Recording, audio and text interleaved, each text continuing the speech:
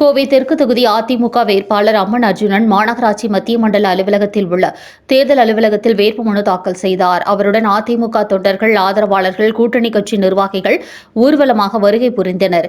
அதிமுக கட்சி அலுவலகத்திலிருந்து ஊர்வலமாக வந்து வேட்புமனு தாக்கல் செய்தார். தொடர்ந்து செய்தியாளர்களுக்கு பேட்டியளித்த அம்மன் அர்ஜுனன் மிகவும் மகிழ்ச்சியாக வேண்டும் என்று தாக்கல் செய்துள்ளதாக தெரிவித்தார். காவல்துறை கெடுபிடிகள் இருக்கத்தான் செய்கிறது என்றும், நியாயமாக செல்வதால் அதனை நாங்கள் கண்டுகொள்வதில்லை. தேர்தல் ஆணையம் கூறியதுபடி காவல்துறையினர் நடந்து கொண்டால் எதுவும் வராது.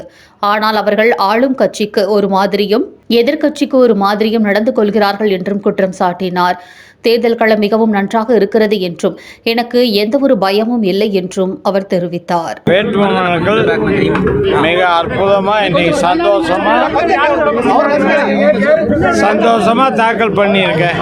புரட்சித் தலைவர் எம்ஜிஆர், புரட்சித் தலைவி அம்மா இருவரும் தெய்வங்களை வணங்கி எங்களுடைய கழக பொதுச் செயலாளர், எங்களுடைய தலைமை நிலைய செயலாளர், எங்களுடைய கழக தொண்டர்கள், கூட்டணி கட்சி, தேசிய ஜனநாயக கூட்டணி கட்சி அத்துணை கூட்டணி தலைவரோடு மிக மிக சந்தோஷமா இன்னைக்கு வேட்புமனு தாக்கல் பண்ணியிருக்கேன். காவல்துறையோட கெடுபிடி எப்படி? காவல்துறை கெடுபிடி இருக்கத்தான் செய்யும். நாங்கள் நியாயமாக போகிறதுனால நாங்கள் அதை கண்டுக்கிறல. காவல்துறை சில உள்ளே வராத செய்கிறது, அவங்க தேர்தல் ஆணையப்படி நடந்தாங்கன்னா எந்த இது வராது. ஆளுங்கட்சிக்கு ஒன்று, எதிர்கட்சிக்கு ஒன்று விதமாக நடக்கிறாங்க. ஆனால் அது ரொம்ப குற்றம் சொல்கிற அளவுக்கு இல்லை.